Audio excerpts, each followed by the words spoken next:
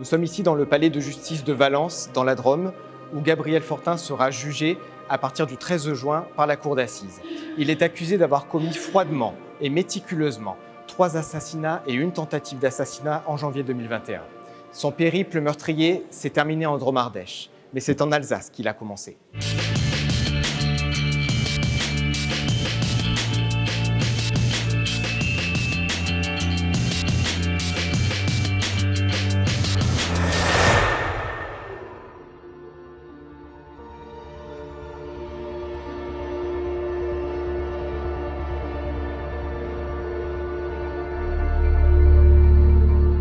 En janvier 2021, c'est là, derrière cette porte, au 29 rue de Saverne, à une centaine de mètres de l'hôtel de police de Nancy, qu'habite Gabriel Fortin. Cet homme d'une quarantaine d'années vit dans l'ancien appartement de sa mère. Il vit seul, pas de compagne, pas d'enfant, pas d'amis. Pour les voisins, il est une simple silhouette anonyme. Les seules personnes qu'il peut rencontrer sont celles qu'il croise lorsqu'il va s'entraîner au club de tir. Pour le reste, il vit reclus, l'œil vissé sur son ordinateur. Et tout ça change le 25 janvier 2021. À l'aube, il sort de chez lui, il va louer une voiture près de la gare de Nancy. Sur lui, il a un pistolet semi-automatique Taurus et un Glock 17. Il part pour un périple qui le mène le lendemain en Alsace.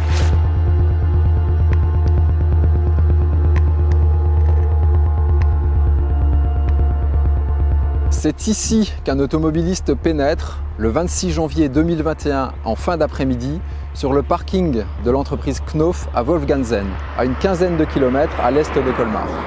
La DRH de la société, Estelle Luce, quitte son bureau peu avant 18h. Comme tous les mardis, la jeune femme récupère un panier de légumes dans une descente de garage. Puis elle se dirige vers son véhicule, boucle sa ceinture de sécurité et démarre le moteur pour rentrer chez elle.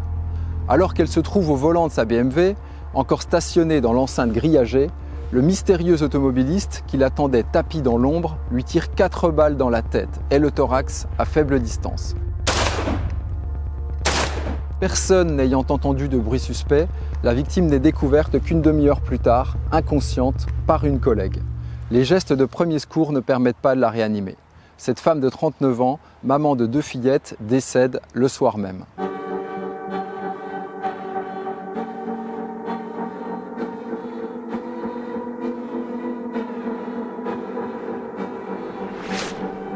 Moins d'1 heure après l'assassinat d'Estelle Luce, un homme armé sonne dans cette rue, dite du Borhof, au domicile d'un habitant de Wattwiller, 45 km au sud-ouest de Wolfganzen, toujours en Alsace et dans le Haut-Rhin. Il tient un carton à pizza dans la main gauche, sous lequel il dissimule un pistolet. Quand l'habitant lui répond qu'il s'appelle bien Monsieur Michel, un coup de feu part mais ne le touche pas. La balle se fiche dans la porte d'entrée, à hauteur d'homme, et l'arme a pu s'enrayer. Figé pendant quelques secondes, Bertrand Michel rattrape son agresseur et tous deux se battent au sol. Le fuyard parvient à se dégager et à rejoindre son véhicule.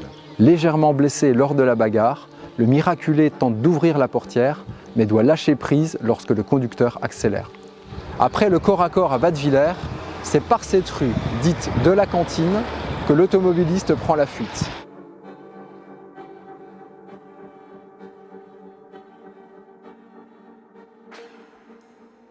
Le plan macabre de Gabriel Fortin vient de connaître un échec. Dans moins de 24 heures, il va tuer 2 personnes supplémentaires. Mais alors que 500 km séparent l'Alsace et la Drôme, les enquêteurs découvrent que Gabriel Fortin a parcouru près de 2000 km en 3 jours. Pourquoi ce détour de plusieurs centaines de kilomètres par la région parisienne? Gabriel Fortin avait-il d'autres cibles dans son viseur? Le mystère reste entier sur cette journée du 27 janvier. On ne retrouve la trace de Gabriel Fortin que dans la soirée, dans la Drôme. Il va passer la nuit dans le secteur de Valence, vraisemblablement dans sa voiture, avant de poursuivre son périple meurtrier. La ville de Valence vient de se mettre au travail. Il n'est pas encore 9 h ce jeudi 28 janvier 2021. Gabriel Fortin gare son véhicule sous les fenêtres de l'agence Pôle emploi qui se situe à l'époque au sud de Valence, avenue Victor Hugo. Le véhicule est prêt à repartir, sans manœuvre. Gabriel Fortin sort de son véhicule, se dirige vers l'entrée des locaux. Il connaît les lieux. Dans le passé, il a été inscrit dans cette agence. Gabriel Fortin sonne à l'interphone. La porte se déverrouille. Il se présente sous un pseudonyme, Rachid A. Fait les 100 pas dans le hall, puis se dirige vers un bureau. Là, il fait feu.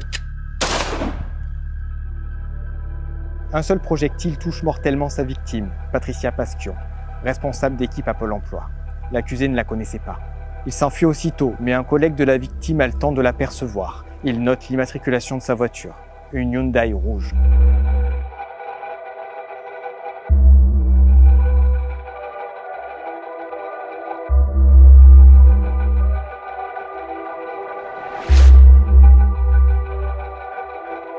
L'homme se dirige vers sa cible suivante, dans la ville voisine ardéchoise de Guilherand-Granges.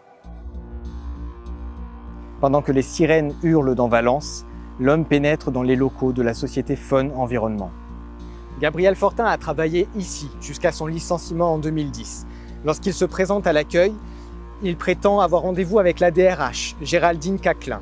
Il se présente sous un pseudonyme, Rachid A, le même qu'il avait déjà employé quelques minutes plus tôt à Pôle emploi. À l'accueil, on s'étonne, le rendez-vous n'est pas noté. Gabriel Fortin s'impatiente. Il pénètre dans les couloirs de l'entreprise, il est à l'affût. Au bout de quelques minutes, Gabriel Fortin finit par tomber sur la personne qu'il recherche. Elle avait géré son licenciement quelques années plus tôt. Gabriel Fortin fait feu. Géraldine Caclin est mortellement touchée par plusieurs projectiles.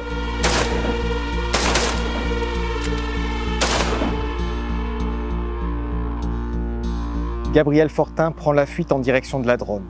Une patrouille de police repère son véhicule dans le centre de Guilherand-Granges et le prend en chasse, discrètement. Sa conduite est normale.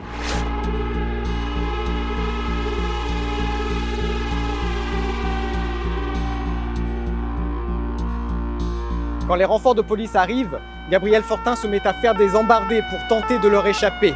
Il se dirige vers Valence, emprunte le pont Mistral pour franchir le Rhône, mais sa course est arrêtée par une voiture de police qui lui barre la route. Gabriel Fortin est interpellé sans résistance, à peu près à l'endroit où nous nous trouvons. À l'intérieur du véhicule, la police va trouver un pistolet semi-automatique et de très nombreuses munitions.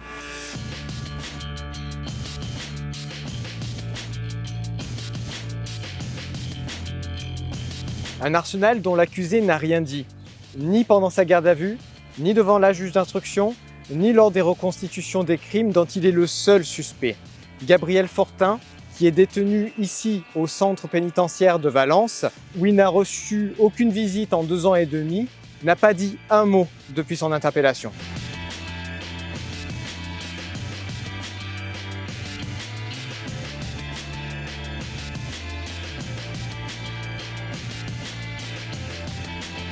Tout l'enjeu du procès sera d'ailleurs de faire parler l'accusé. Pourquoi ces crimes? Pourquoi un tel déchaînement de violence? Gabriel Fortin encourt la réclusion criminelle à perpétuité. Le verdict est attendu le 30 juin.